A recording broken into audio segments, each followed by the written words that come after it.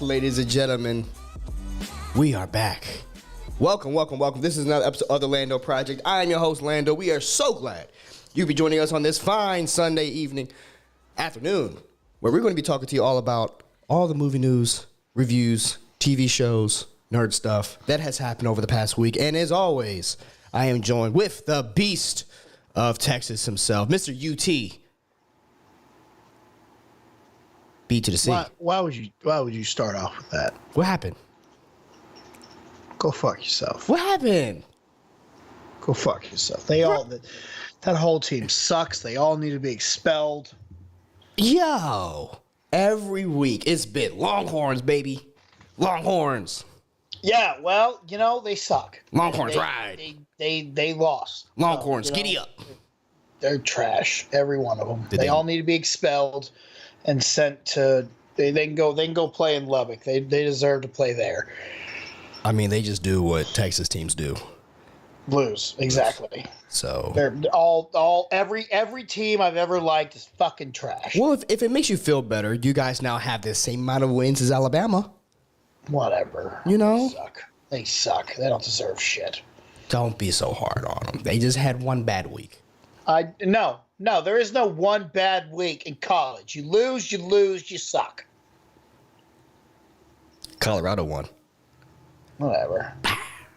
Prime time, baby. We here. And you're here. We're so happy. Come on, grouchy face. You suck. Well, I'm happy. I am happy because I get to talk to you, BC, and we get to talk to the audience about all the fun things that have happened last week. We had a lot of good stuff, man.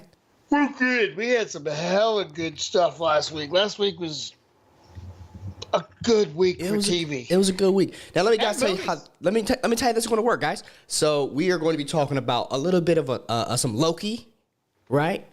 Came back with the Get Back on Loki season 2. We're going to talk a little bit of some Ahsoka finale news, right?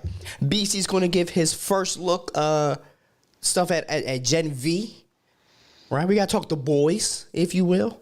There's some good stuff. We got some movie stuff. We got some good stuff, guys. So what we need you to do is be active in the chat. We talk to you guys. There's no super chats and stuff involved. If you want to send a super chat, that's fine, but not necessary. We just like to talk to y'all. That's it. We're here so we don't get fined. Marshawn Lynch, baby. There you go. By the way, did you see Marshawn on Club Shay Shay? What is Club Shay Shay? Shannon Sharp's podcast. Oh, no. It was a good episode. For someone who doesn't necessarily talk, Marshawn Lynch talked a whole lot. Marshawn Lynch has a lot of personality. Yeah, he does. He has always had a lot of personality. Like, you see him on those Amazon Prime Thursday Night Football commercials, and he's just entertaining as hell. Yeah, he is. The dude's got comedic timing. He's funny as hell. Dude, he's hilarious. Speaking of Amazon Prime Day, I watched Totally Killer last night. Totally Killer. I do not know what that is. It is a new horror movie. Kind of horror comedy about this girl who's the daughter of a girl whose friends were all killed in the 80s by a masked killer. And somehow, like, one of her friends creates a time machine. She goes back to the 80s when her mom's friends were killed and has to try and solve the murder. Oh, wow. Is it Tubi level good? Tubi. You have not heard about the Tubi movies? No. If you haven't gotten hip, guys, if you have not gotten hip to the extraordinarily bad Tubi movies, you guys need to get enlightened. These movies on Tubi, BC, they're just house-made movies that they drop on Tubi. And they're so horrendously awful that it's actually a good time. Oh, no. This is Amazon putting. This is a good movie. This is a fun movie. Their foot in it. Yeah, this is a good movie. It's a good movie. It's got this girl named Kieran Shipka, who I've never, I don't really haven't seen her in much. Yeah. I know she was in that Sabrina show, The Chilling Adventures of Sabrina. Did not watch. But yeah, I didn't watch that. But it's also got. There's only one true Sabrina. Oh yeah, of course. There's only one true Sabrina with that obnoxious ass cat. Exactly, but it's also got Julie Bowen from Happy Gilmore and Modern Family, and it's got Olivia Holt from Cloak and Dagger. Okay. But yeah, it's a fun movie. It's a good movie. It was a good little good time. Horror comedy. Man, sounds like a good time. Guys, have you guys watched anything this week we should know about? There's a lot of stuff now to watch. It's kind of hard to keep up. I think that's kind of one of the biggest reasons why fandom has split, right? There's so many things to watch now. Not everybody's watching the same thing anymore, right? Marshawn Lynch was in Bottoms. Yes, he was. And he talked about that on Club Shay Shay. Oh, I'm gonna have to see this. So now I wasn't planning on seeing it. Now I gotta see that because I gotta see Marshawn. So he talks about it because his sister's gay. And on Shannon's podcast, he was pretty much talking about when he did the movie Bottoms because it was his way of apologizing to his sister. Because whenever his sister came out to him, whenever she was like 15 or something, he did not support her the way that he wanted to support her with that announcement. So, they're still cool. Like they've hashed it out since then. But he talked about how he wanted to do Bottoms as a way of supporting. Yeah, that's dope. Super cool. He also talked about how he hates Pete Carroll and he does not like Russell Wilson. Oh, really? Yeah. There's a lot of good stuff in there. A lot of good stuff. And I like Shannon Sharp. I'm a big, huge fan. I do love me some Shannon Sharp. I like Uncle Shannon, man. So if you guys haven't seen it, make sure you guys check that out. Already in the chat, we have Mild Manner Comic Nerd saying Gen V is awesome. Fred Tastic said, I heard Marshawn killed it on Bottoms. We just talked about that. Tubi movies are like the movies at the end of Amazon list of suggested movies. Yes. But Tubi movies are very much like your high school project. Mm-hmm. High school project movies. Really bad. But really entertaining. There's twists, Yeah. That make no sense. The good kind of twists, you know what I mean? And then he said, My Sabrina is from Bewitched, the TV show. Yeah, I saw that. And that kind of tripped me out. I was like, oh, was the witch on Bewitched named Sabrina? I didn't think about that. I never put that two together. I'm thinking, and I think you were thinking, Sabrina, the teenage witch, right? Well, yeah, we were talking about Sabrina the Teenage Witch. Right, but he was saying his Sabrina's from the Bewitched TV show. And that's what tripped me out. I was like, oh, I never realized that Bewitched also had a Sabrina in it. I didn't realize that either. Yeah. I did not. I still stay true with what I said, though. Sabrina the Teenage Witch. Shout out to the 90s babies. Yeah. Shout out, baby. So, yeah, we got some good stuff, man. We're going to get right into Loki. I want to go right into Loki. All right. That's the thumbnail. I don't want to keep the audience waiting. I want to get right into it. So, Loki. And if you don't know, this is your first time here, hit that subscribe button. Hit that like button. Right. Do it for me. Do it for BC. Do it for Sabrina. Oh, Sabrina was Samantha's twin cousin. Oh. Okay. I'm saying and I really don't remember. I don't either, but that makes more sense. Makes a lot of sense. Samantha, Samantha was the Bewitched character. Was she? Right. Oh, okay. Yes. Okay. Yeah. But yeah, hit that like button. Subscribe and share. All the good stuff. Do all the good stuff. Right? Tweet it to a cousin. Tweet it to your twin cousin. Okay. Yeah. I was trying to find a way to segue back into Loki. I got distracted. You just start talking about Loki. You know what? Everything has to be a segment. You know what, BC? I'm trying to do the thing here. Okay? Not doing a good job. You're not doing a good job. I know. I'm tired. Guys, we want to make an announcement. This is the very last episode of the Lando Project. Okay? This is it. The straw meets camel's back right now. No. So Loki picks up. By the way, spoiler discussion. If you guys don't know, now you know. We are talking spoilers. You've had a few days. Right? You know what this is. We're catching up now with Loki after the end of season 1, where he meets He Who Remains, running the TVA and stuff like that. My camera's shaking. I don't know how to stop it. But we pick up. Loki is time slipping. It turns out whenever he went to when he went back after he got kicked out, Sylvie kicked him out. He went to a past time, and now he's slipping in between future and present and past and future and present and past, and a lot of stuff going on. There's what did they say? There's all these convergences happening with the timelines. There's a lot of stuff happening, and not to mention they got Short Round in the basement, locked away for some reason. Just Short Round is just kicking it down there, right? What's his name? Obi. I don't know his long name, his whole name. Oh no, he's just Obi. Obi, right? I don't know his. I didn't remember his long name either. But there was a lot of fun stuff that happened this episode. I really, really enjoyed it. From top to bottom, I had a lot of fun. And in fact, I think that this episode was a lot better than a lot of season 1. I was intrigued. I was interested. I liked it. It was a good time. Man. You know, you hear King the Conqueror. No, so you hear He Who Remains. A few times he's not seen, but there's like audio recordings of him talking to Ramona Renslayer at one point.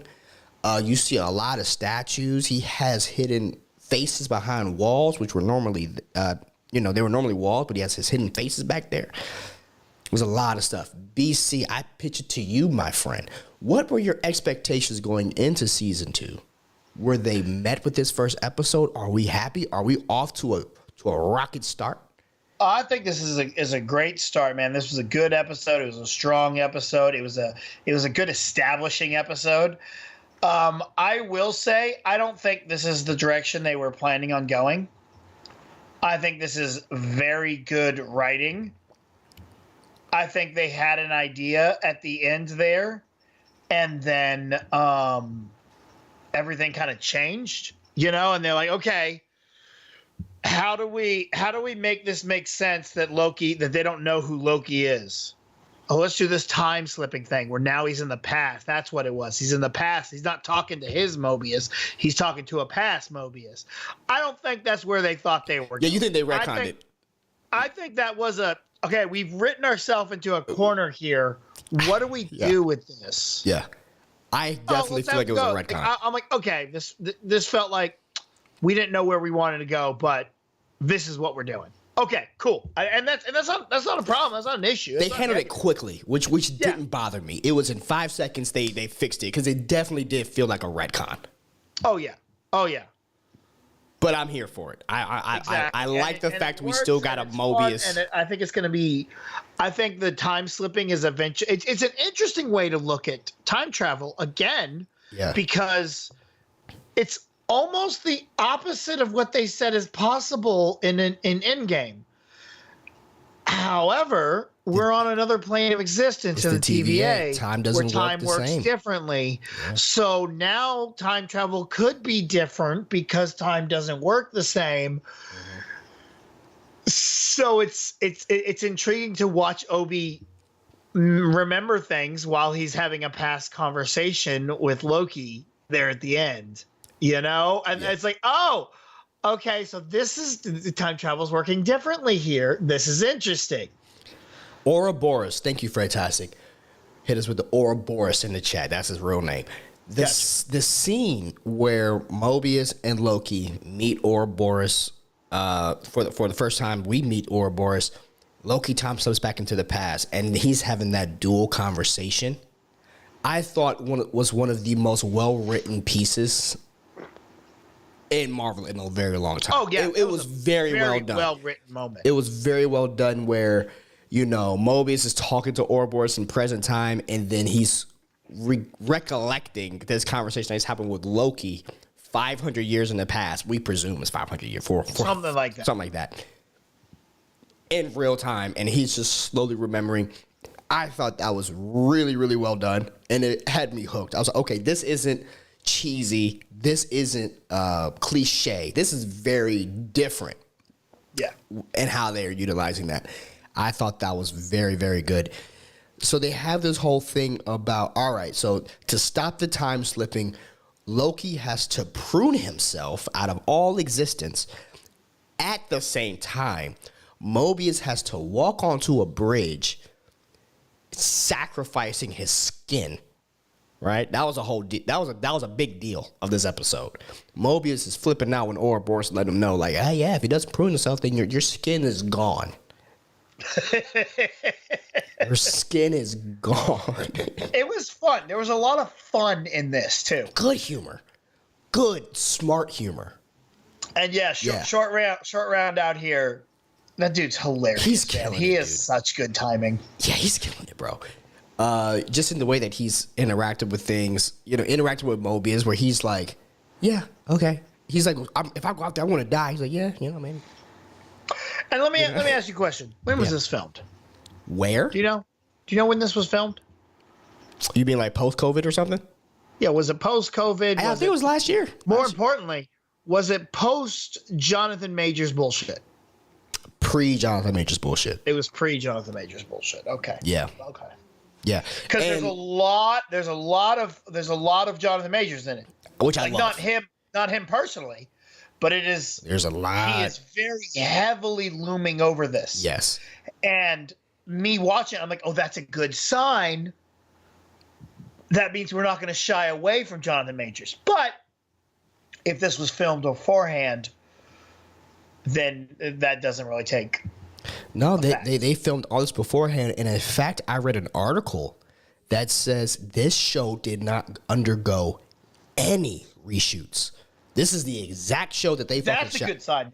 There was zero reshoots. This is the show that they intended to make. This is the show that they want. This is the season that they wanted to make. Zero reshoots across the board, which is a great sign. I mean, we all know. Well, at least on this side of the fence, Mr. Majors is completely innocent of all these legal issues that's happening outside of the world of Loki.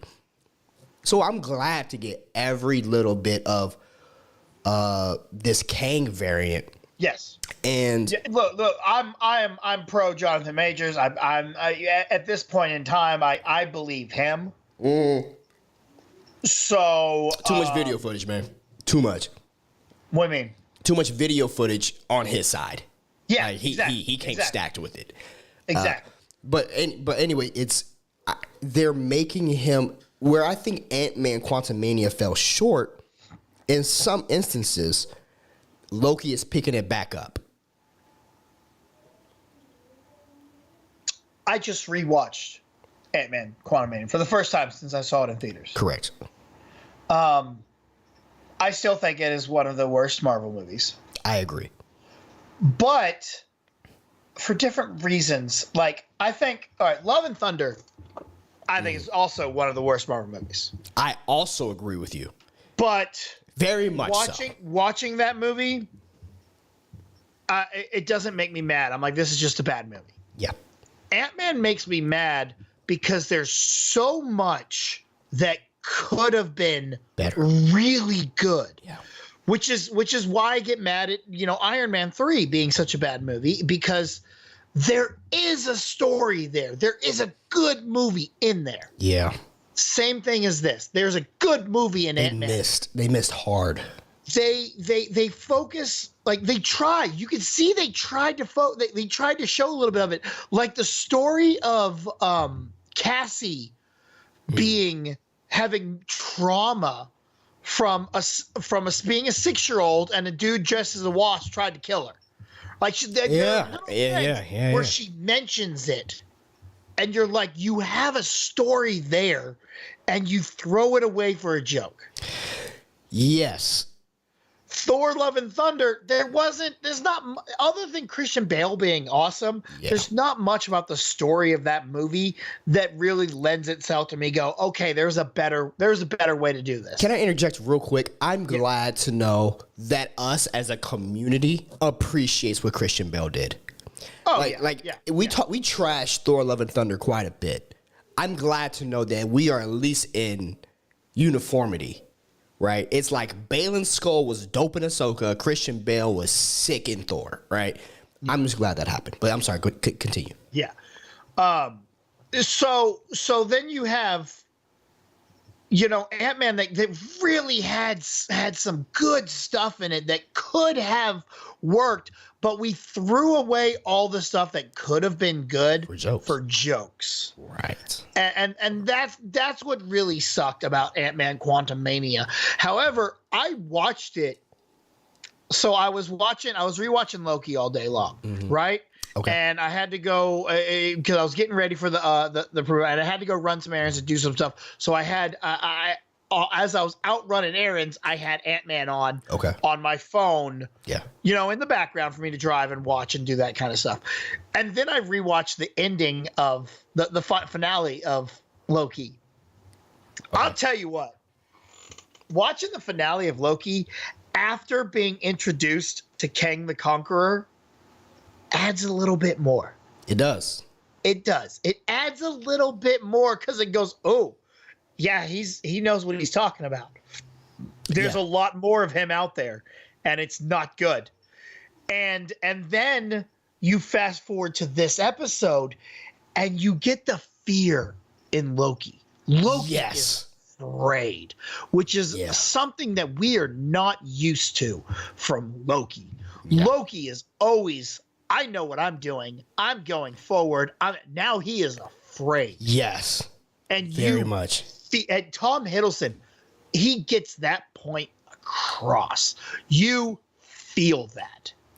And that's what I enjoyed about this. You make a very good point when you're talking about Loki as a character. This is a guy that wasn't even necessarily afraid of Thanos. Like, yeah, Thanos came and wrecked shop a little bit, but he wasn't he was intimidated. He stepped to him with no problem. He stepped to him, no issue, right? Yeah. Kang, he's like, what the? Let him do his thing. Maybe we should just chill. You know what? It's a very similar. As much as I thought this show was a misfire as well, but it's very similar to Nick Fury in Secret Invasion when he finds out what's his name is a Super Skrull. When his homeboy dies, right? Remember that on the I'm blanking, but you know what I'm talking about. Yeah. When Barbie, right? Ken Barbie killed Ben. What's his name? Ben Middleton. Am I saying this right? Am I tracking? Yeah. When he killed Ben Middleton, you see the fear in Samuel Jackson's eyes, and that's the first time we've ever seen Nick Fury worried and Nick Fury scared. This is the first time where Loki is running around literally like a chicken with his head cut off. Like, what the fuck are we about to do? Yeah. This guy means serious business. And I'm not talking no mortal, immortal, glorious purpose shit. We need to figure this out. Like, bipartisan agreement. We need to figure this out. Because this is a problem, right? Which I really think that you're making a lot of point. I'm also going to argue this fact. Loki's doing a much better job at showing Kang as a threat. Yeah. They really are cementing that. I thought Ant-Man, and this goes back to a conversation we had a few months ago, and you brought this up with Ant-Man Quantumania, where it fell short. Ant-Man, well, I should not say Ant-Man, but a lot of the most recent Marvel projects have suffered, in my opinion, by not showcasing the pain of these characters. Yes. And pain, you need that. You need pain. Pain is the equalizer for all emotions. Everyone goes through pain. I felt everything that Iron Man felt in that first movie. Absolutely. All right? When he figures out that his weapons are being used by terrorists, you feel that hurt in him, and you understand his motivations. Yeah. You don't feel that anymore. In these Winter Soldier, you feel that. You feel that rift. You have that internal. And yeah, you can still have your jokes, but what makes audiences, I think, connect with character, what makes you connect with character, and I think, like I brought this up a while ago, it's pain. It's not joy. It's pain. It's a central equalizer for human emotion. You see this with Loki season 2. You see where Loki is going. You see how he's feeling about the matter.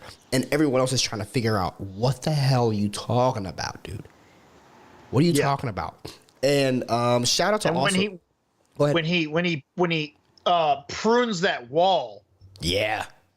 And the faces all appear. And he's like, see? Passed. Not good. Yeah. Speaking of pruning, I want to bring this up. Mild-mannered comic nerd brought this up. How did he prune himself? Wasn't he supposed to tase himself? No, he was supposed to prune himself, and he didn't. He sees Sylvie, and then all of a sudden, somebody else pruned him. Yes. Right? If I'm not mistaken. Is that what happened?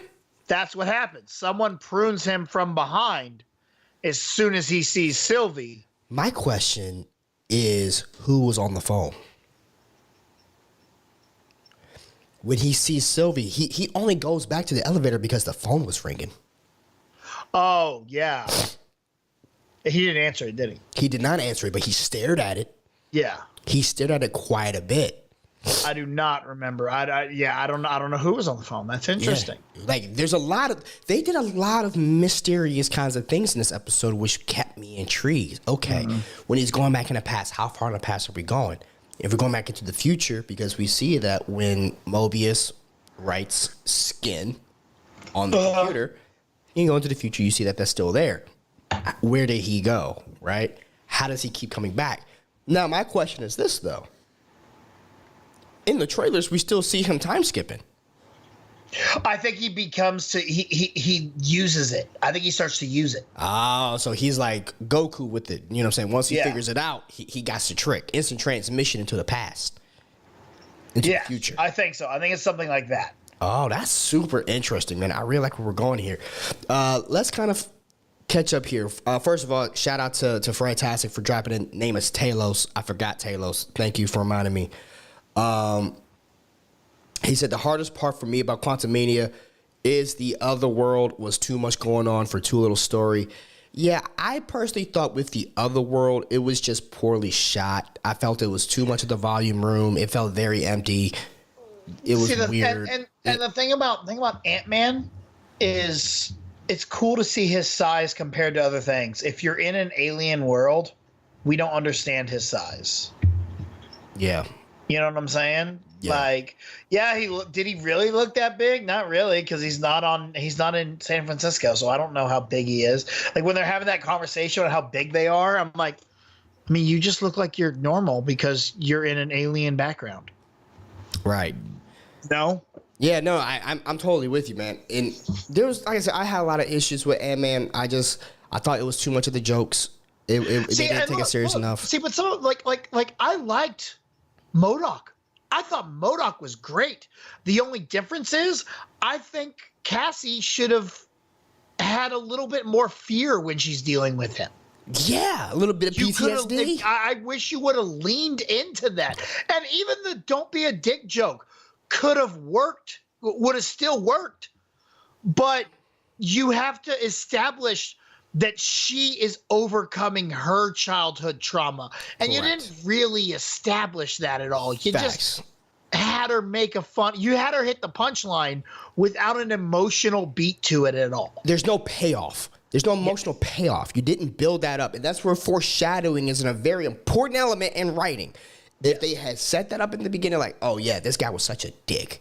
Like, you know, if she would have said that 2 or 3 times throughout the movie, whatever, something alluding to it. Yeah. And then when they have that confrontation, she lets them know, like, matter of fact, only once in the car. All she had to do was go, yeah, I was almost killed by a dick dressed as a bee when I was 6 years old. Bada bing, bada boom. And then you could have had Scott Lang be like, you know, not everybody always has to be a dick or whatever. And then she can use the wisdom of her father to now confront this guy, whatever it may be. But you know what? I don't want to get hung up on Ant-Man. Because we could do that all fucking day, right? We still have Ahsoka to talk about. We still have Ahsoka to talk about. But all in all, BC, I really, when it comes to Loki, I'm really, really liking where we're heading right now. I think the tone is nailed perfectly. I think Ouroboros, short round, was an amazing addition to this cast. In the way that his comedic timing is, I'm all in. There is a lot to also be told about this conversation that happens between He Who Remains and Ramona Renslayer, on the recorded tape. Yep. Now, I want to bring this up to you before we move on to our next thing, which is Ahsoka. You've heard He Who Remains speak. We all heard how He Who Remains spoke at the end of Loki. The way that he was speaking to Ramona Renslayer in that recorded tape sounded very similar to Kang. Yeah. Not just in I know it's Jonathan Majors, but I mean tone of voice. Remember how Kang talked to Michelle Pfeiffer in Ant-Man? He had that slow, drawn out, every word deliberate kind of a pattern. That was in the recorded tape. He Remains was a little different. He's a little more wacky, a little bit more goofy. One of my original theories was that Kang is He Who Remains. Yeah. And that he's not a variant. It is him. That variant of King the Conqueror ends up becoming He Who Remains. Okay. And I thought that recorded Ramona Renslayer may help me with that, unless they are that same person until something else branches off. But I want to know, you think that they're two individual characters still? Yeah. Okay, that's fair.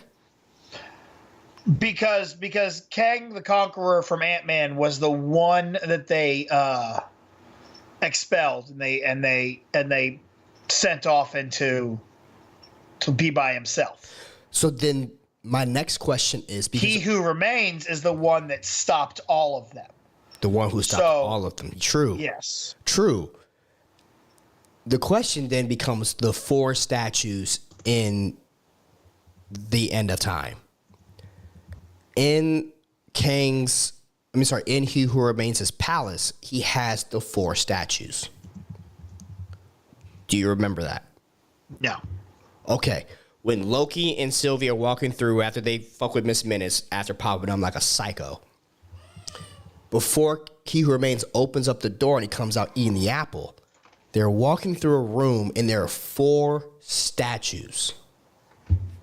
One of the statues is broken and crumbled, leaving 3.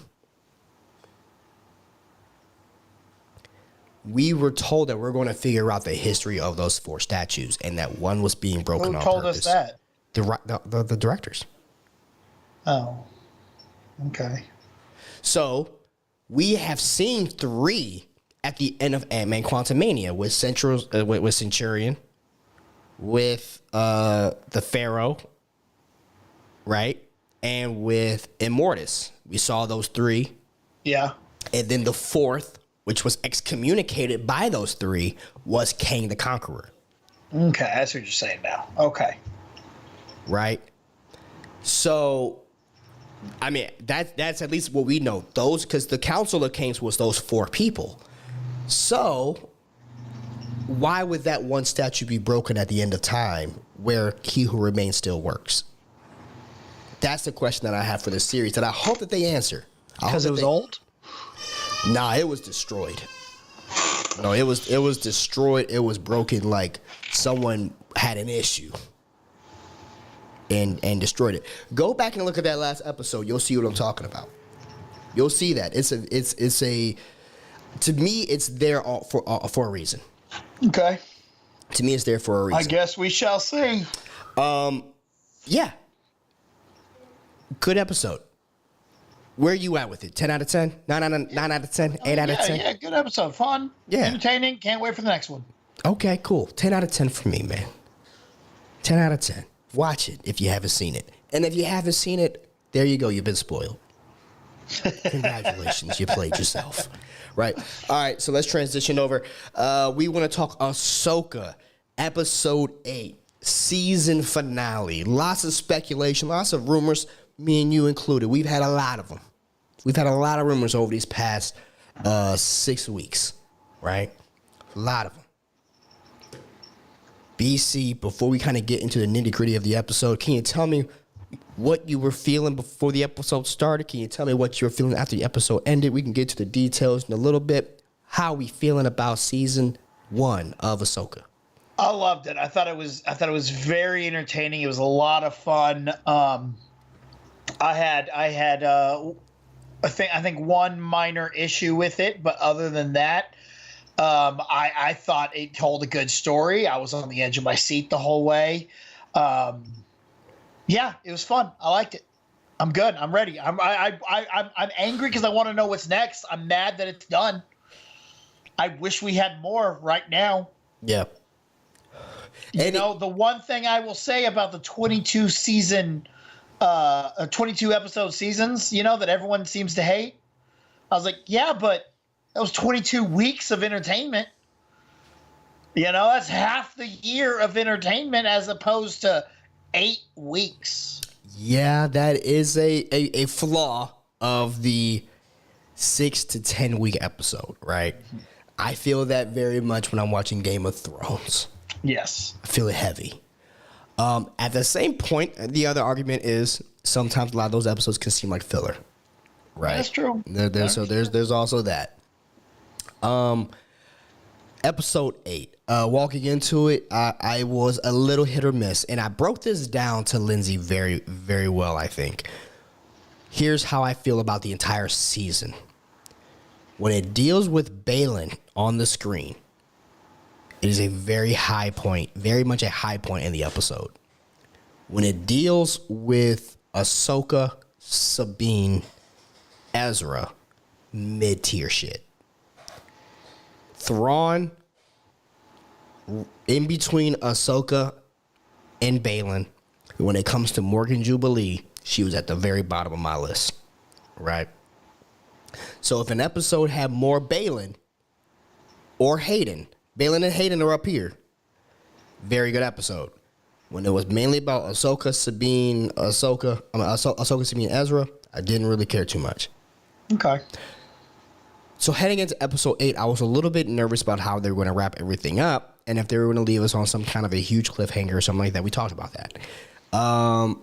They did. All in all, I will say this. I'm okay with certain aspects. I thought the last episode had some very good elements. Specifically, I liked the scene of Ahsoka and Sabine and Ezra riding on the warthogs, or whatever they're called, into the temple when the Star Destroyer was shooting down on top of them. I thought that was a very cool choreographed, very cool depicted scene. And then Thrawn finding out Anakin is her master. Yeah. Vader's her master. That shit was dope. That was dope. Because that changed the whole game. That changed the whole game. Because I said, I'm sorry. What? What did you just say? Who? I sent you that TikTok. Who? You did. I was very pissy when you sent it to me, but why? Was it too early? Oh, my bad. No, the Longhorns had just fucking lost. Oh, man. God, whatever. But, okay, so with that being said, I was right. Oh, yeah, you called everything. I was right. Yeah. I was right. Look at me, Mr. Narcissist. I should write Star Wars. I should write Star Wars. That's exactly what I texted BC. Who is that? Elon. Yeah, that was a good gift. No, so Mortis gods. Had I not just had my life ripped out from me, then I would have responded back and really enjoyed it. The Mortis gods were central the entire time. Okay. Mild manner comment. Maybe they will do an animated series where Balin is one of the Jedi animated series if they don't want to recast. That's my biggest issue. You got to recast. Yeah. There's so much still to go. You got to like recast because it leaves off with him being a central figure. How do you have to now, which sucks. I don't want to see someone else play. I loved him in this role. He was awesome. Can we get a Ray Stevenson claps in the chat for Ray Stevenson? I believe that's the last thing he ever actually acted in. Probably. So that was our swan song. So if you're in the chat, throw some clap emojis in there as an honor to Ray Stevenson for what he brought. Entering the Star Wars fandom. It's a shame he cannot be here to get the reception he has received. See, I thought, okay, maybe with this character, we go back and show a young Balin.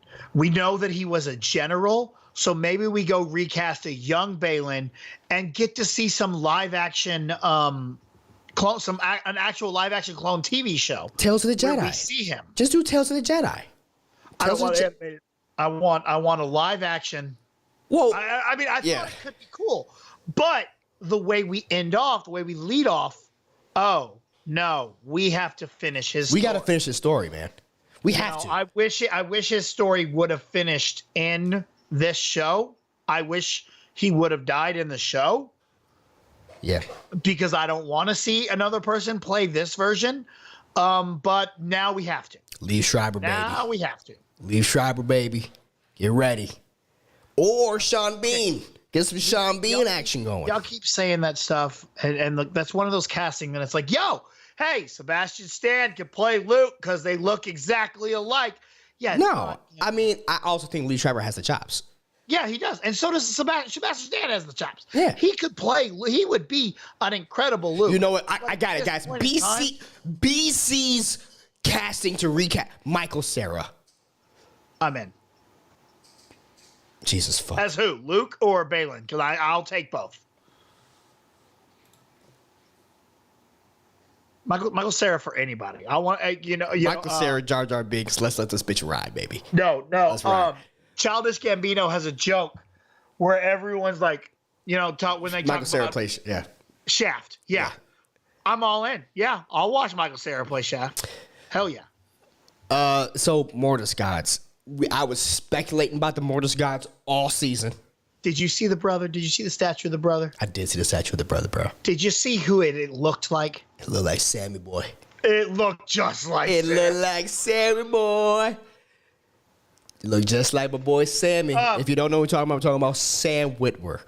How do you feel about the switcheroo?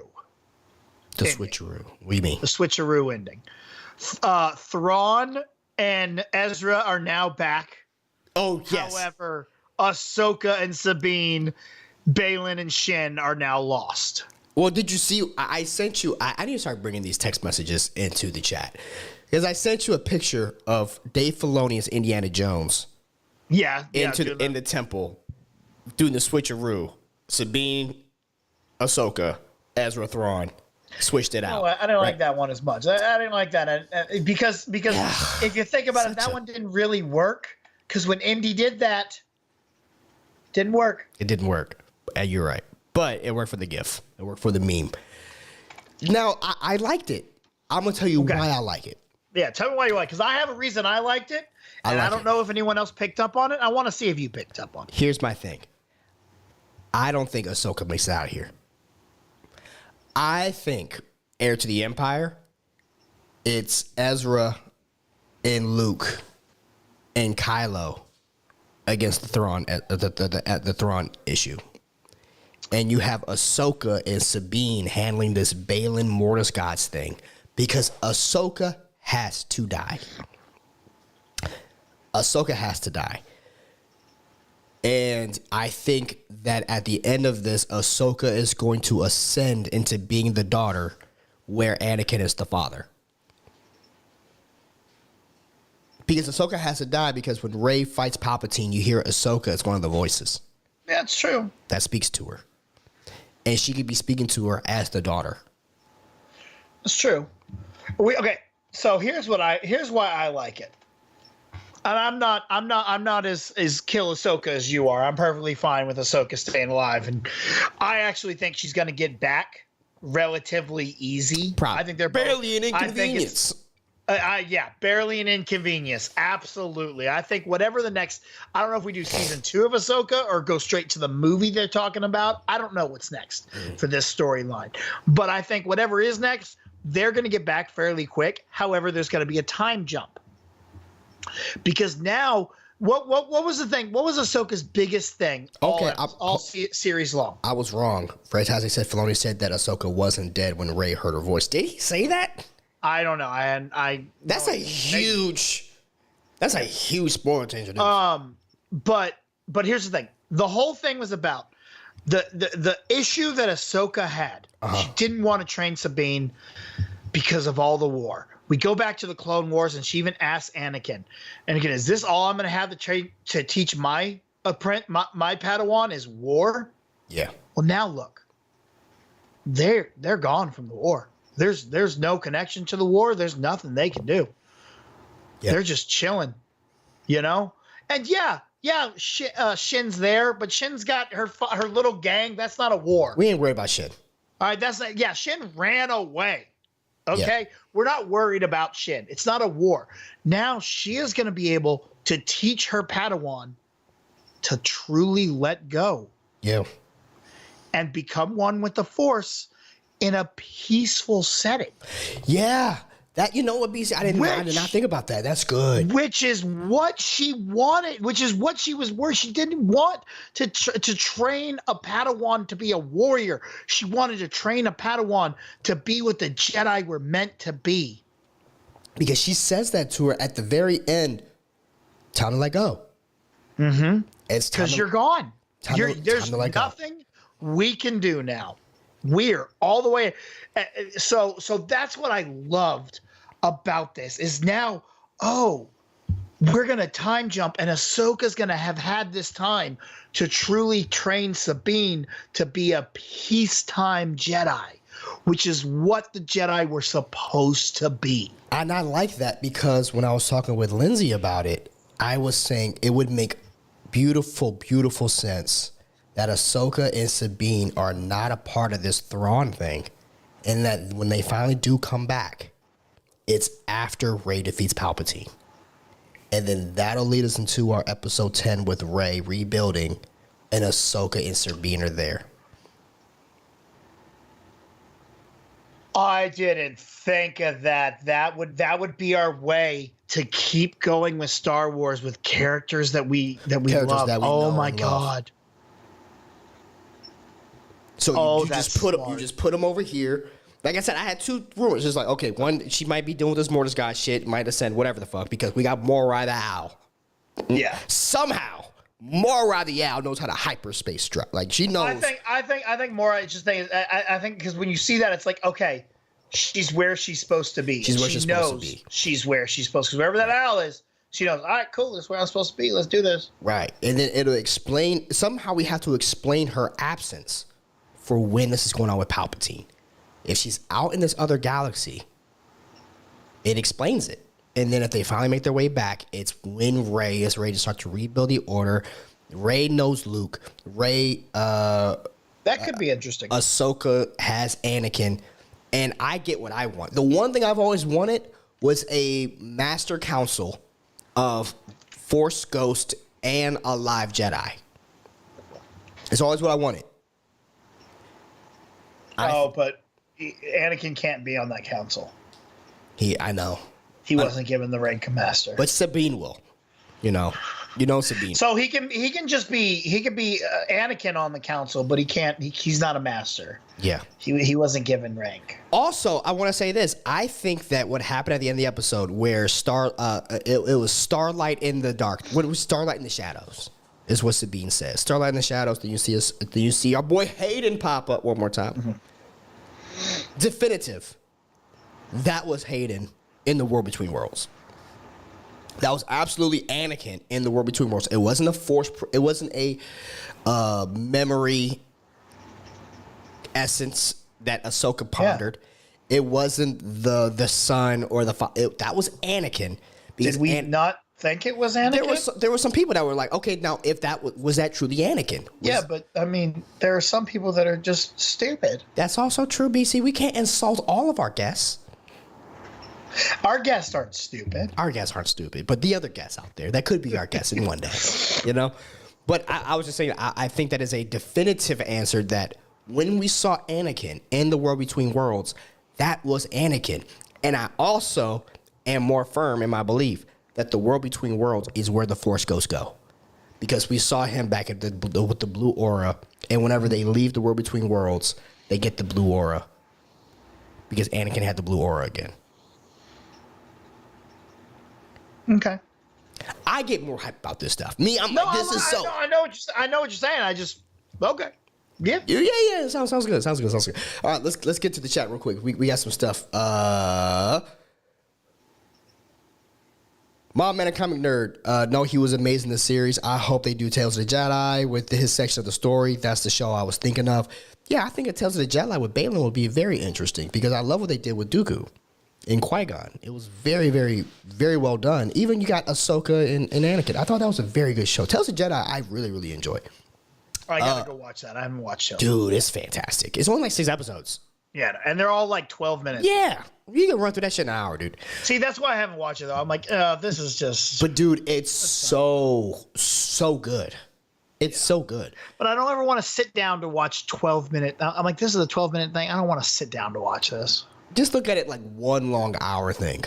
Yeah. Because they all connect. It all connects. So it's very good.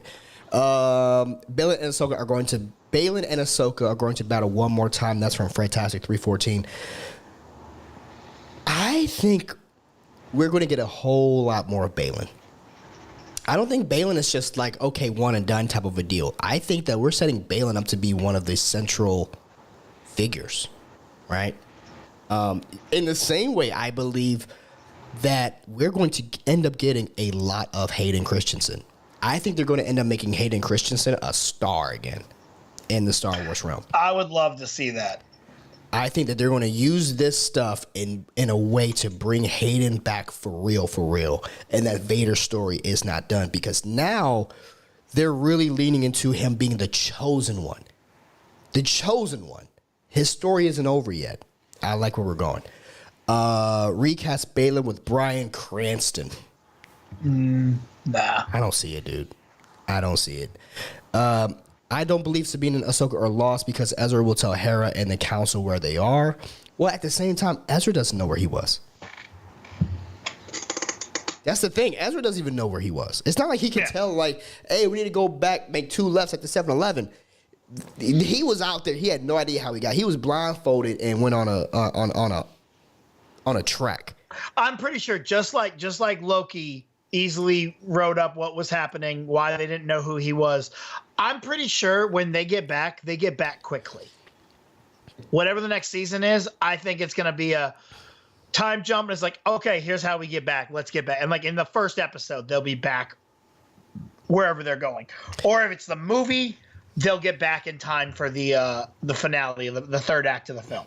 Right. I got one more thing I want to say. Well, I got a few things, but the one thing I do want to say is the Ezra, right? Ezra in this show, where the first episode or two, in a similar way, I didn't feel like Hera was a great depiction of Hera from Rebels. I liked Hera. Yeah, you liked Hera. I'm glad. I'm with you on Ezra. I did not feel Ezra was a great depiction until this last episode. Yep, exactly. I thought it drew me in. I was like, yeah, that feels that's our boy. That's our boy, right? And I mean, even the things of like, okay, he built his lightsaber. He got the same lightsaber hilt as Kanan. Caleb. Okay. Caleb Doom. All right, that made me mad though. Why? That was my issue. What was up? Where does some bitch get a kyber crystal? I think it was in the hilt that Hu Yang gave him. But your crystal, you have to go out, seek it, go through trials. It has to connect to you. Normally. Yeah. Normally, yeah. So where did this crystal go? Why do the whole thing where it's like, nah, I don't need a lightsaber, only to have him magically make one the next episode? That's also true, but I did not care. What was the point of Kung Fu Jedi to only go, nah, never mind. Let me just easily make this one out of nowhere. Look, I get it with Luke when he came back with the green one because we time jumped. Cool. He did it during the time jump. I'm going to tell you why. I get it with Ezra when he goes from his blue lightsaber to his green lightsaber. I tell you. We time jumped. He did it during the time jump. I can tell you why. Because he's going to get trained by Luke. Cool. Go have Luke take you to get you a kyber crystal. All right, you don't need to just magically have. And look, I don't care if Hu Yang has 1,000,000 kyber crystals just chilling, and he's like, "Does this one speak to you? Are you good?" Yeah, I thought it was a good homage to. I just hated. I hated how easy it was. I just hated it. Fair. I'm like, what was the point? Now, I'll say this. I love the fact that Hu Yang called him Caleb. I do too. I love. Don't get me wrong. I loved that episode. The whole episode. I mean, that scene. The whole scene was like, God, this is really well written. But where the fuck did he get that kyber crystal? I hear you. I also really, really love that we got elements of Ezra, especially at the end, where he steals the clone trooper comms. He dresses up like the stormtrooper and everything, Which I loved. That was very Ezra-esque, right? Yeah. And it's those elements like that make me say I don't think that this was a good Hera, because I didn't see these elements that remind me of the character. Like, give me one thing that reminds me of this character, and I don't think that Obi-Wan's wife did that for me, right? Maybe they'll do it later. Maybe they will. Sure, but my one issue that I had with the Ezra thing was like, bro, why are you walking off of the ship with the helmet on? Okay. All right. Everyone's saying that, and I get that. However, also remember, I'm gonna look right at y'all. Mm-hmm. It's a fucking TV show. No. Right. No. That was for funsies. Hell no. Okay? Because if you're gonna get mad about the kyber crystal shit, I'm gonna get mad about this one. That was, Ezra. Ezra dresses up.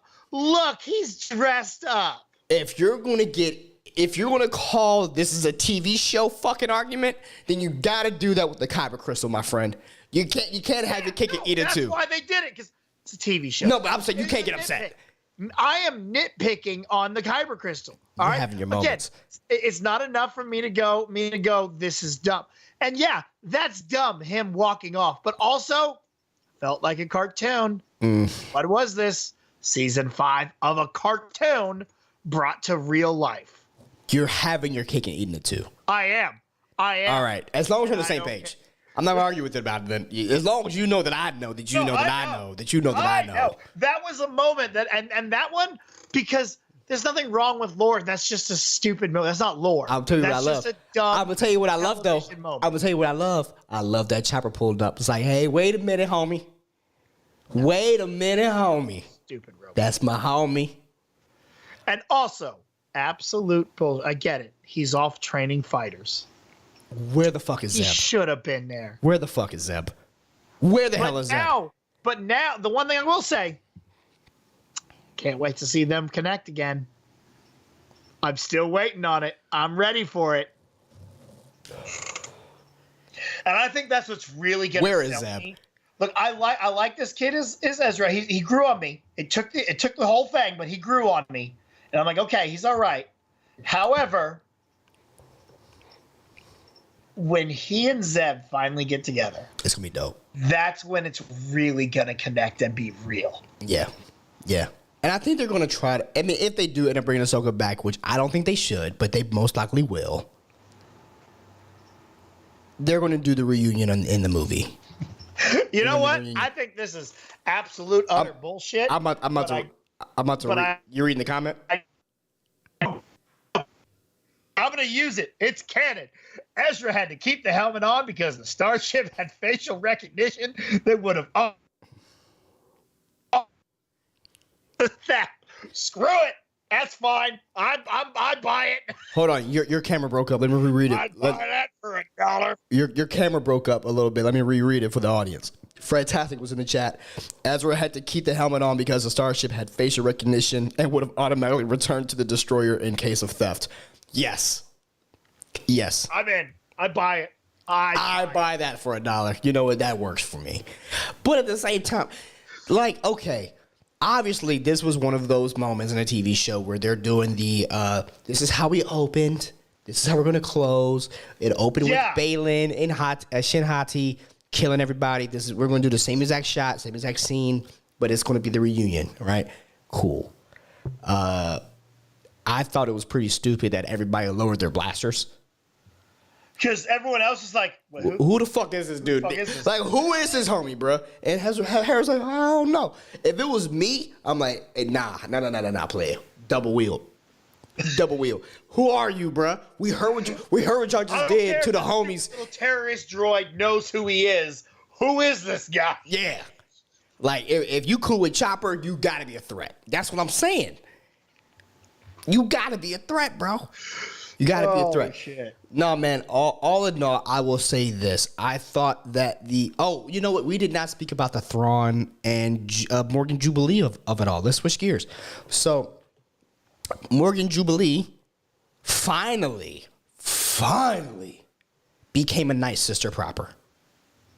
Right? I kept complaining about why she looked so weird as a Night Sister. Hey guys, guess what happens? It's called character development. Just wait on it a little bit, right? But we finally seen Bruce Lee's goddaughter get transformed into a Night Sister proper. Their battle, Ahsoka and Morgan, I thought was well done. Well done, BC. I was really, really liking it when they gave her the sword, which, by the way, is the same sword that the Night Sister used to have. In Clone Wars, in Rebels, I mean. The one that brought Darth Maul back. Yeah. That's her sword. Yep. Which I thought was really interesting. But I loved that battle. I loved that fight. She looked ferocious with that sword, man. She was so smooth. The choreography was great. And I've had issues with the choreography so far up in this season. I have thought that the lightsaber choreography has been wanting in a lot of our Star Wars fights. I like that there's more of them, but quantity doesn't equal quality, in my opinion, right? But I thought this was a very cool fight scene between Ahsoka and Morgan Jubilee when she finally got the Undertaker-ness going on. I thought that was cool. We also got Sabine using the Force. She is a Force user now.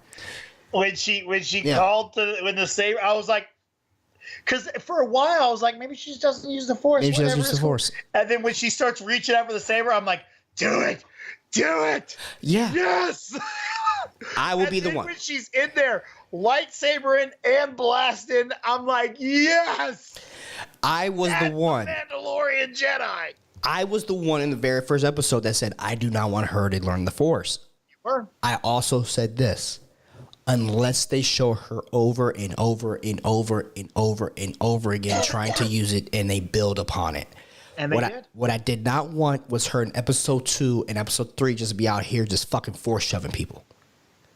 But no, they slow dragged it out. She tried, which to me was in perfect honor of Mr. George Lucas, who I salute every single time. Because I don't care what anybody says to me. George Lucas is God when it comes to Star Wars. If George Lucas says it, it's gospel. Yeah. And George Lucas said anyone could use the Force. So I'm happy with the development that happened with her Force using ability. And I was very happy to see her finally get it when she needed it. After Ahsoka told her, just trust in it. That's the thing. It's not just using it. You have to trust in the living Force. Yeah. Perfect way to get her to finally using it. We got some zombie troopers. Yeah. Boom. That was a thing. Legends comics brought back in. I'm happy about that. So, however, I do like that it was more of these soldiers were soldiers. They were stormtroopers. They were stormtroopers who volunteered, knowing what was going to happen, and knew if they died, they were coming back as a zombie. If we die, we live. And that's what I like. They made very clear to have Thrawn go. They know what they're about to do. They volunteered for this. Volunteered. They got this. Okay. Can I say something? As long as they understand, go ahead. As a military guy, as a military enlisted man who normally despises my officers, because my officers are normally stupid, I would work for this guy. Like, really? Like, this is an officer that gets it. He knows the importance of his enlisted fleet. He understands it. He doesn't abuse them. And he has their undying respect. Facts. He's a great general. He is a fantastic. Grand Admiral Thrawn knows how to communicate to the morale of his soldiers, and I respect that. As a military man, I really hope that whatever the new movie, this Dave Filoni movie is, whatever Thrawn has built, by the time we get to it, the threat of who Thrawn and his empire is the foundings of the First Order. They got to do something like that, right? I really hope that's what this is how the First Order came back, because Thrawn was so smart, he knew how to build it back. Well, I'm gonna tell you, I think it's all connected. I think that when Thrawn comes back, that's the rebuilding of the 55,000 Star Destroyers that Palpatine ends up having. Yeah, I think that's from Thrawn. But remember how I told you? I think these Night Sisters are going to be a part of Palpatine at Exegol. Could be. I genuinely believe that now. They have a different agenda. Oh, yeah, they do. Yeah, they do. But they're biding their time. Yeah, they do. But when Palpatine comes back, he has those people in the stands, in the audience. Yeah. I think those are going to be the people in the caskets that Thrawn is bringing over. Okay. Because if you're talking about Night Sister magic reincarnating the dead, do you not think that they would understand how to where Moff Gideon failed with the cloning technology? They would succeed with creating this new body for Palpatine and also the Force aspect of it. It would make sense that the Night Sisters are the ones that are actually helping Palpatine at the end of episode 9. I think that. I think that makes sense. I think we're on the same exact page, and I think that's exactly where they're going to go with this shit. I think that's true. Let's catch up with the chat, shall we? Mom Matter Comic Nerd. I think we're talking about Ezra, can talk to the space whales, or they can go to that temple that Balin is going to. I don't know. Maybe, yeah. Maybe.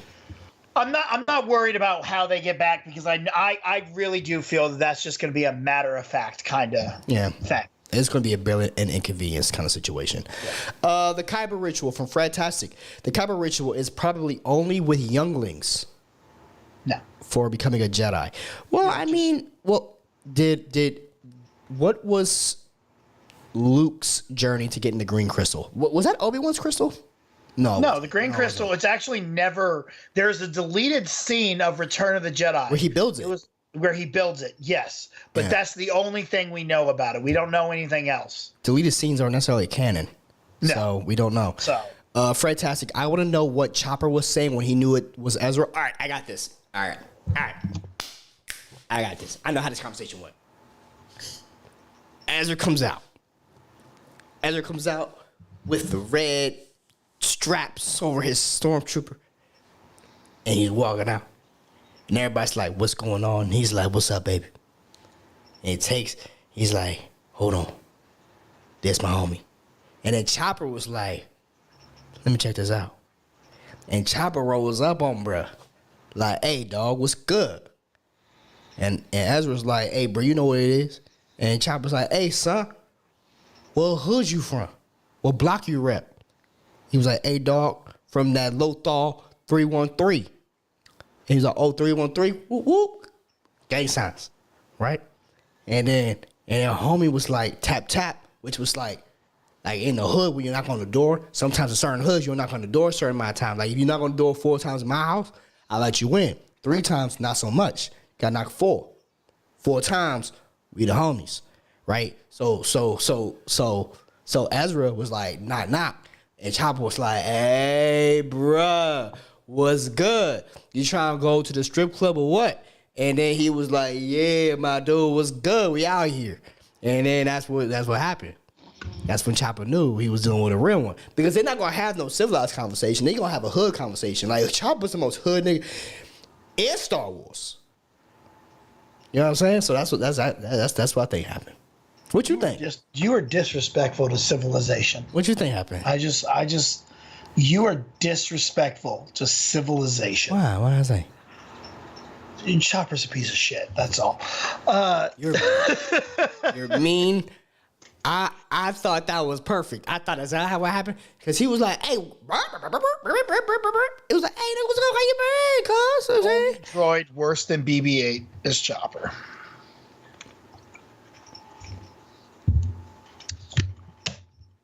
See that? Respect.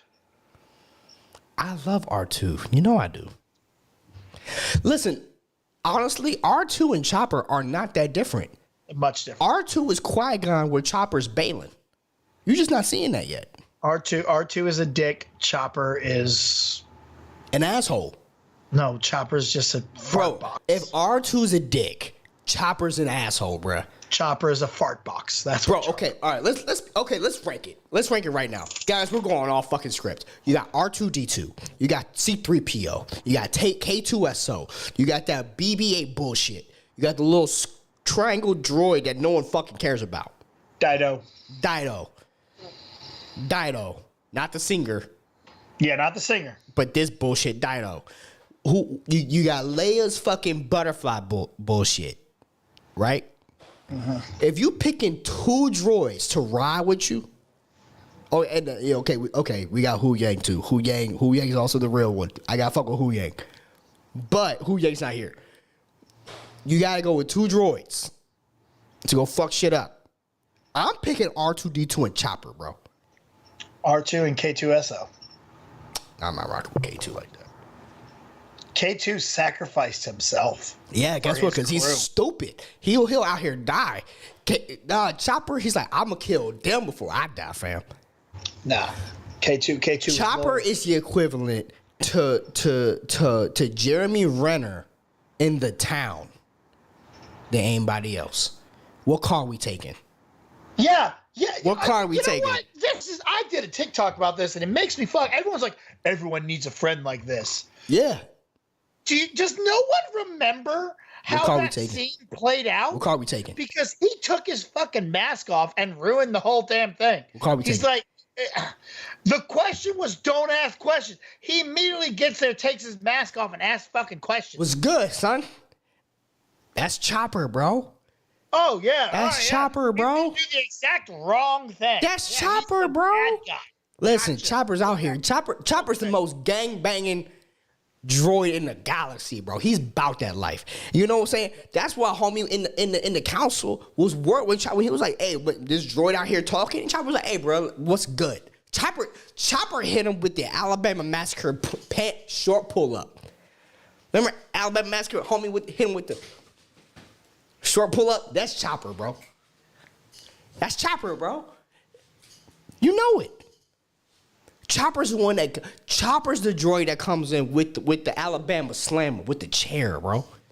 R2 ain't pulling up with the chair. Chopper's pulling up with the chair. Laying bodies down. Wow. See the hips? R2 already had a plan. Everything was done before it happened. R2's holding the lightsaber like, yeah, I got you. Just go do your shit. R2 is Goku. Chopper's Vegeta. I don't know what that means because I don't watch Japanese animation. You whack. I don't know what to tell you. He's out here, though. Respect on Chopper, bro. Fuck Chopper. Chopper's the black friend in the group of droids. No, that's so disrespectful. It is. It's the truth. That's so disrespectful. It's the truth, man. Like, if you're R2, I'm Chopper. It is what it is, man. We out here. Bow, bow. That's disrespectful. Bow, bow. Respect on Chopper, bruh. I gotta get it all out now because it's gonna be about 2 years before we talk about Chopper again. Good.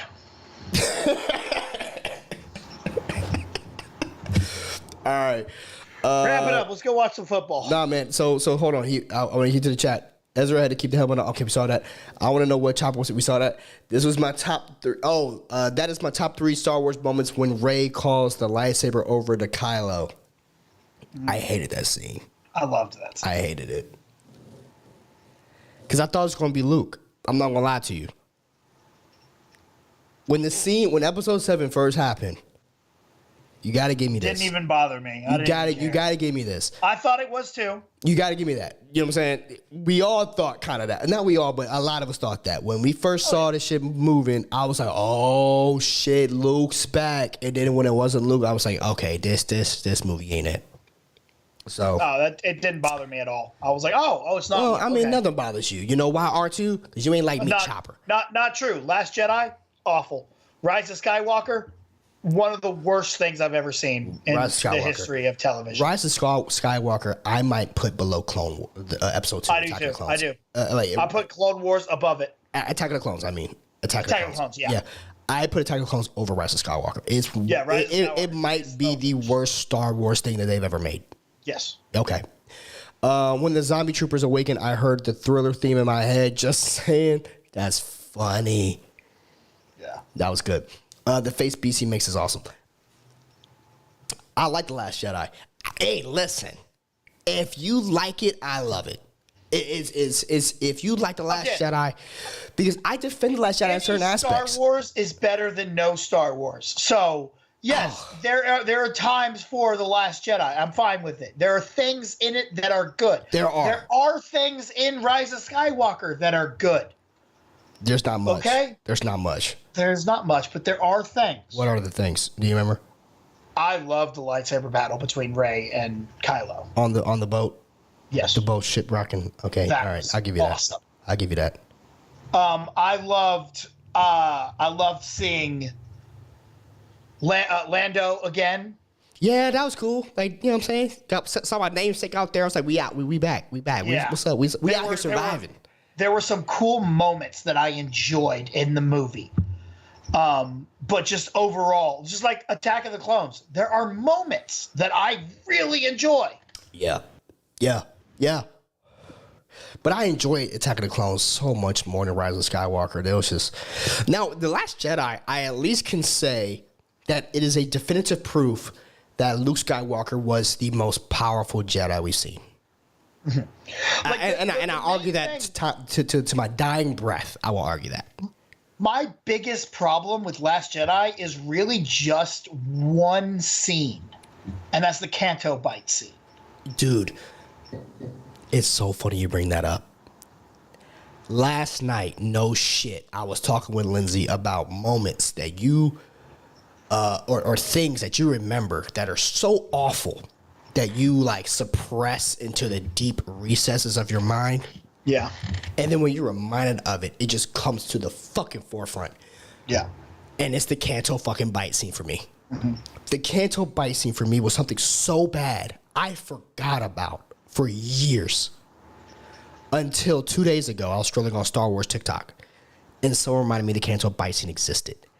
And I was like, Jesus fucking Christ, I cannot I completely forgot about this Canto bite scene, and it's that awful, which makes me more upset to know that we wasted Benicio del Toro. Oh, yeah. Just wasted him. No point. It was so awful. At all. But that's not about Ahsoka. We got to agree with wrap up like you were saying. But all in all, I'm going to do this. When it comes to Ahsoka, the series, if you're a Rebels and Clone Wars fan, I think it is an 8 out of 10 show to watch. I think it was pretty good. If you never watched Clone Wars and Rebels, I'm going to say this. What is wrong with you? And go watch Clone Wars and Rebels. If you never watched Clone Wars and Rebels and you just saw this show, then it's a 6 out of 10 in my opinion. But I do put this show right there with Mandalorian Season 2. Mandalorian season 2. Which was season 2? When Luke shows up at the end. Okay, that's right. All right. When Luke shows up at the end, where you get Ahsoka meeting Morgan Jubilee for the first time. I do think Ahsoka is the number one. Ahsoka is the best thing that Disney Star Wars has done. Okay. Since Darth Vader entered a hallway. I agree with you. Okay. I can see that. I don't agree. I'm just I can see where you're coming from with that. I will say this: Baylan Skoll is enough of a reason to watch the show. Mm-hmm. Baylan Skoll is the best Disney Star Wars character that they have made. Yeah. And bar none. And we didn't even get a chance to really talk about the whole father aspect. He's on the fucking father mountain. Yeah, but I mean, that's all it is yeah, he's standing there. All right, cool. We'll see what that means next time or something. It's just so dope, dude. It's thank you, Dave Filoni. Thank you, Rosario Dawson. Thank you, Ray Stevenson. And all the other characters that were involved with it. I really appreciate what you guys brought together. It was a fun 6 weeks, right? It was a good 6 weeks. And yeah. Looking forward to whatever is next. Whoever you guys recast, and I do think that they should recast. I hope it's no matter what, I want to give it a chance because Baylan is such an interesting character and he deserves the recast. This is not one of those things like you could Darth Maul it at the end of the Solo movie and then not talk about that shit again. We need to get into this. I want the Darth Maul Kira movie. This is facts. Canto Bite is the reason The Last Jedi isn't my number one Star Wars. Where do you rank The Last Jedi, Fredtastic? I'm curious. R2 is Tobio Kageyama and Chopper is Shoyo Hinata. If you know, you know. I don't know. Are you talking about Hinata, like from Naruto? You talking about that? I'm trying to ride with you. Rogue One and Andor are the best. Ahsoka is right there though. Andor was solid, dude. Andor was solid. Rogue One was solid. Canto Bite to me makes the world real and feel lived in. I sure, but I didn't need it. I didn't need it at all. Nah, man. So here was to an excellent season of Ahsoka. And I'm glad that we're pulling right up with Loki because now I got something to look forward to. And I am looking forward to Loki episode 2 for sure. It's just The Last Jedi is my number. I can't see that number. 2. Number 2 behind Empire. Wow. High praise. I can't put it above a lot of shit. I mean, it's Revenge of the Sith is solid. It's bottom 3 for me. Man, I would tell you, episode 3 is high on my list, dude. Mm-hmm. It's high on my list. It's a big galaxy, and it was nice to see they have gambling. I mean, sure, but that to me doesn't necessarily have to make it Star Wars. Like, you don't need that, in my opinion. It's my opinion. And then the anime characters from Haikyuu. I gotta watch that. Thank you for putting me on, Fantastic. I appreciate that. ABC. What time does the Cowboys play? Who cares? They're gonna fuck it up anyway. All right, man. Y'all won pretty good last week. And football's over. All right, we lost. We fucked up. We suck. Okay, we're not gonna win the championship. Look, it's either win or you suck, and obviously they suck. So you know who doesn't suck? The Eagles, because we haven't lost yet. Eagles are trash. We haven't lost Garbage. yet. We haven't lost yet. Garbage. They mentioned Canto Bite and Andor since Maud made it relevant that her husband had a gambling problem. Okay. That's true. That's fair. But yeah. We're gonna wrap this up, guys. We're gonna head up out of here, guys. If you haven't already, hit that like button. It helps us. It does. It truly does. Even if we keep on hitting that like button, subscribe and share. You know what I'm saying? Y'all know what it is. But it was an honor and a privilege to be here on Sunday with y'all, man. I really, if I could tell this to you guys, I'm not gonna lie. Chat. We really keep loving. We love doing this and talking with you guys. We really do. I enjoy this so much. I really appreciate you guys every single week showing up the way that you guys do, just to chill out and hang out with us, man. Hopefully, you guys enjoy what we're doing, and we're going to keep on trying to make adjustments, keep on trying to make improvements, and try to get some more of you guys in here. We really are. I love hanging out with BC. This has been so much fun. You know, I just love hanging out with him. Even though he has some seriously terrible takes, you know. That's true. You know, but we will be back, Mr. B to the C. Where can people find you? You can find me on all the social medias, TikTok, Twitter, and Instagram at The Grind Calls. Man, and you know what it is. You can find us over at the Lando Project. I'm going to play this music early, man, because I love this music. I love this music. I love this track. This track is our track, baby. That's what it is. Guys, you know what it is. See you next Sunday. Finger guns. We love you. We out.